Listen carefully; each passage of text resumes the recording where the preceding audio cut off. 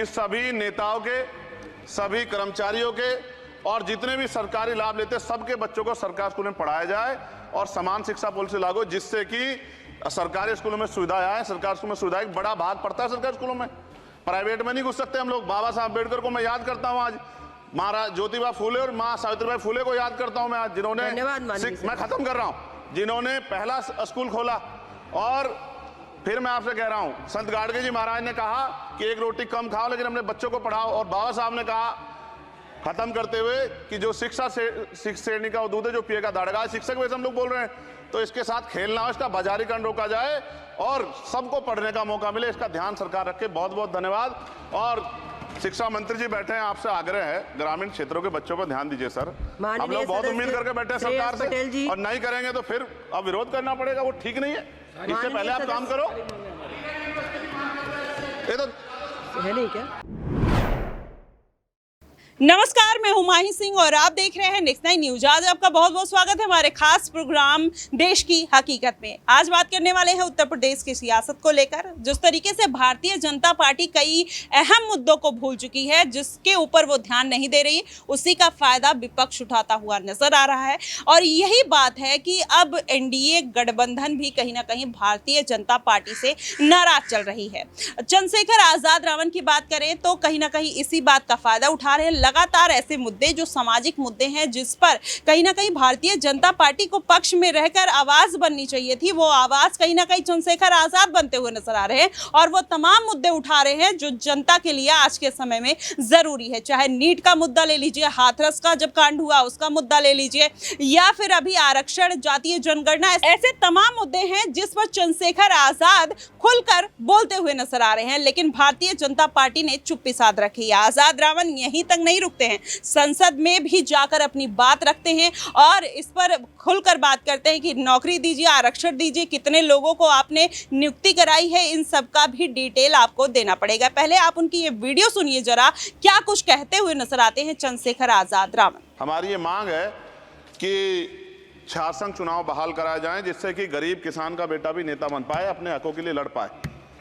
SC ST के उच्च शिक्षा के लिए विदेशों में पढ़ने की व्यवस्था कराई जाए, जिसका अभी आंकड़ा बहुत कम। साथ साथ मेरे लोकसभा क्षेत्र नेटौर में और नजीबाबाद में गवर्नमेंट डिग्री कॉलेज बनाया जाए, सहारनपुर में डिग्री कॉलेज बनाया, भागोवाला में कन्या इंटर कॉलेज बनाया जाए, उसकी जरूरत है। नगीना लोकसभा क्षेत्र के में नए कॉलेजों, विश्वविद्यालयों की स्थापना की जाए। साथ ही IIT और IIM की स्थापना की जाए। IIM में आरक्षण की व्यवस्था लागू करा जाए। हमारे साथी कह रहे थे करवानी चाहिए इनको, इनकी इच्छा है और होनी भी चाहिए। छात्रों को पोषण या विटामिन सप्लीमेंट भी दिया जाए। स्कूल, कॉलेजों, विश्वविद्यालयों में SC ST OBC के रिक्त पदों को भरा जाए। जब टीचर होंगे तभी तो पढ़ाएंगे, टीचर कम है और बच्चे ज़्यादा हैं। साथ साथ SC ST के छात्रों को विशेष शिक्षा सुविधा की भी दी जानी चाहिए। क्षेत्र में स्किल डेवलपमेंट सेंटर खोले जाएँ। कॉलेजों और IIT में जातिगत आधार पर होने वाले भेदभाव को समाप्त किया जाए। बहुत बच्चों की जान चली गई, सब ब्रिलियंट थे, लेकिन इस पर कोई काम नहीं हो रहा है। हमारे क्षेत्र में नवोदय विद्यालय, स्कूल, केंद्रीय विश्वविद्यालय, नेशनल बाल भवन, मिलिट्री स्कूल और सैनिक स्कूल की स्थापना हमारे क्षेत्र में, ग्रामीण क्षेत्र है वो, हमारे क्षेत्र में टीचर ट्रेनिंग सेंटर खोले जाएं, जिससे शिक्षकों की कमी दूर और बेरोजगारी भी घटेगी।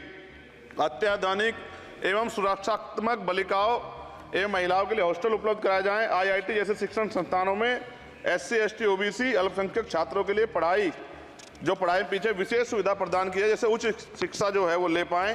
कक्षा 1 से 12 तक के छात्रों के नया पाठ्यक्रम शुरू किया जाए, जिसमें संविधान की प्रस्तावना को उल्लेखित मूल अधिकारों की शिक्षा दी जाए।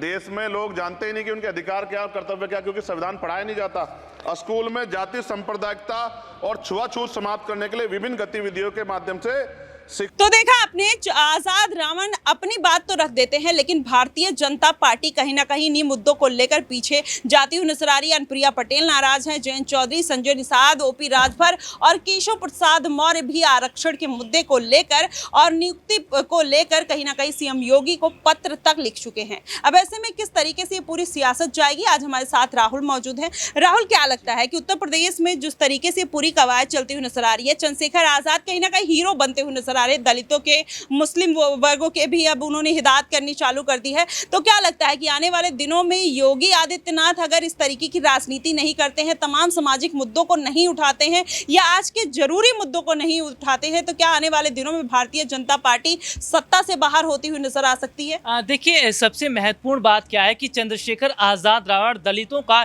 एक बड़ा चेहरा बन गए हैं। और तो और अगर हम जो हालात देख रहे हैं उत्तर प्रदेश में, जिस तरीके से वोटों की बात कर लेते हैं, देखिए वोट बहुत बड़े हद तक बटा है।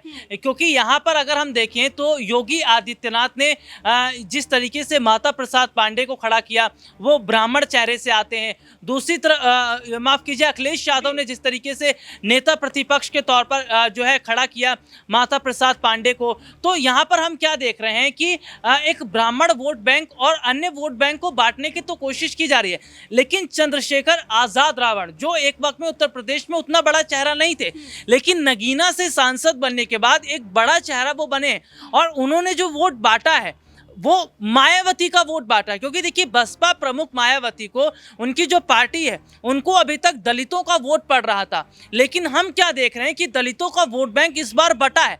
और एक और जहां ये समाजवादी पार्टी की तरफ आया है, तो दूसरी तरफ हम ये देख रहे हैं कि चंद्रशेखर आज़ाद रावण को मिला है। लेकिन अब कहीं ना कहीं चंद्रशेखर आज़ाद रावण की जो नज़र है वो मुसलमान वोट बैंक की तरफ है। वो ये सोच रहे हैं कि किसी और तरीके से मुस्लिम वोट बैंक को भी बांटा जाए। और यहाँ पर देखिए, उन्होंने खुद ये कहा कि वो अकेले ही चुनाव लड़ेंगे। तो कहीं ना कहीं जो परिस्थितियाँ इस वक्त बन रही हैं, चंद्रशेखर आज़ाद रावण खुद को आजमाना चाहते हैं उत्तर प्रदेश में कि वो वोट बैंक के लिहाज से कहां और कितने स्तर पर खड़े होते हैं और उनको कितने लोगों का वोट मिलता है। तब जाकर मुझे ऐसा लगता है कि आने वाले वक्त में वो पार्टी के साथ गठबंधन करने के लायक होंगे। जी लेकिन यहाँ पर देखा जाए तो भारतीय जनता पार्टी कहीं ना कहीं संविधान को दरकिनार करती हुई नजर आई। क्योंकि आप देखेंगे 2019 के जो लोकसभा चुनाव हुए थे, वहां पर भारतीय जनता पार्टी राशन देती हुई नजर आई थी और दलित वोट बैंक भी उनके साथ आता हुआ नजर आया था। और ट्रिपल तलाक का जब मुद्दा उठा था, तो कहीं ना कहीं ट्रिपल का जो तलाक का कानून हुआ था, महिलाओं का जो एक बहुत बड़ा वर्ग था, वो भी भारतीय जनता पार्टी की तरफ आता हुआ दिखाई दिया। तो कहीं ना कहीं ये जो मुद्दे थे, भारतीय जनता पार्टी इनको साथ चुकी थी 2019 में। लेकिन इस बार 2024 में देखा जाए तो भारतीय जनता पार्टी पूरी तरीके से शिथिल पड़ती हुई नजर आ रही है। किसी भी तरीके का कोई इनिशिएटिव नहीं लेना, बार बार हिंदुत्व के मुद्दे पर, जैसे कावड़ का मुद्दा, योगी आदित्यनाथ का एक फैसला उन्हीं के ऊपर भारी पड़ता हुआ नजर आया। तो ऐसे में क्या भारतीय जनता पार्टी अपने ही बयानों को, अपने ही फैसलों को लेकर फंसती हुई नजर आ रही है? तमाम ऐसे अपनी ही पार्टी के चेहरों को दूर कर दिया, जिसको लेकर कहीं ना कहीं अपनी पार्टी में एक सीटों पर इजाफा किया जा सकता था या जगह बनाई जा सकती थी। तो किस तरीके से ये पूरा समीकरण देखते हैं आप? देखिए, सबसे बड़ी बात अगर हम देखें तो उत्तर प्रदेश के मुख्यमंत्री योगी आदित्यनाथ ने प्रदेश की जनता के लिए तमाम वो बड़े बड़े अगर हम कहें तो योजनाएं लागू की गई, जिसके जरिए उत्तर प्रदेश की जनता को जो है अपने साथ जोड़ा जाए। देखिए, उत्तर प्रदेश में एक वक्त में हम देख रहे थे कानून व्यवस्था पूरी तरीके से खराब थी। समाजवादी की सरकार में हम देख रहे थे, ये बसपा की सरकार में हम देख रहे थे। लेकिन उत्तर प्रदेश में जब से योगी सरकार ने अपने हाथों में जिम्मेदारियों को संभाला है, जब से प्रदेश के वो मुख्यमंत्री बने, आप देख लीजिए उत्तर प्रदेश में आज माफिया पूरी तरीके से खत्म हो चुका है। आज ना तो रंगदारी वसूली जाती है, ना अवैध तरीके की वसूली होती है। और सीधे तौर पर अगर हम बात करें तो कई बड़े बड़े प्रोजेक्ट को उत्तर प्रदेश में शुरू किया गया। तो देखिए, यहाँ पर अगर हम कहें तो उत्तर प्रदेश में देखिए हार और जीत लगी रहती है।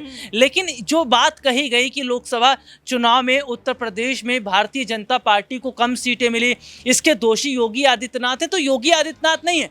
अकेले योगी आदित्यनाथ थोड़ी काम कर रहे हैं भाई, उनके सांसद भी हैं, उनकी टीम भी काम कर रही है।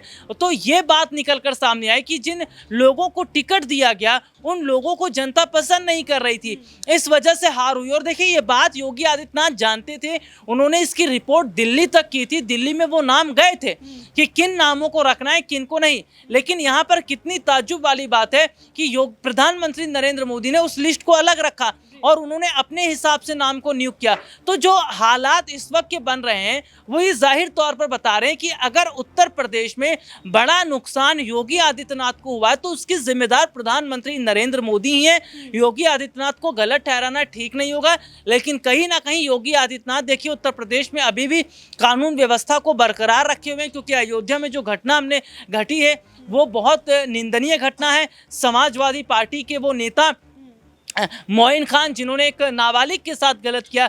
हमने उत्तर प्रदेश के लखनऊ में गोमती नगर की जो घटना उसका जिक्र किया, तो वहाँ पर देखिए किस तरीके की स्थिति। तो जो भी माहौल ख़राब हो रहा है उसके खिलाफ सरकार सख्त है और मुझे ऐसा लग रहा है कि आने वाले समय में उत्तर प्रदेश में योगी आदित्यनाथ एक बार फिर से एक बड़ी जीत हासिल करते नजर आएंगे और न सिर्फ बड़ी जीत हासिल करेंगे बल्कि जनता के लिए जो जो वायदा किया है वो भी पूरा करेंगे। जी बिल्कुल। अब ऐसे में देखना होगा कि क्या वाकई में योगी आदित्यनाथ अपने ही मुद्दों को लेकर नहीं फंसेंगे या फिर वो तमाम मुद्दे उठाते हुए नजर आएंगे जो तमाम विपक्षी पार्टियां उठा रही है, जिसमें चंद्रशेखर आजाद हो, राहुल गांधी हो, अखिलेश यादव हो, जो मुद्दे उठा रहे हैं। अगर भारतीय जनता पार्टी उन मुद्दों पर ध्यान देगी, काम करेगी, तो जाहिर तौर पर आने वाले विधानसभा चुनाव हो या इस बार के उपचुनाव जरूर सीटों में इजाफा देखने को मिलेगा। फिलहाल आपको क्या कुछ लगता है, आप हमें कमेंट बॉक्स में जरूर बताइएगा। फिलहाल के लिए बस इतना ही। देश और दुनिया की तमाम खबरों के लिए हमारे साथ बने रहिएगा नेक्स्ट 9 न्यूज पर।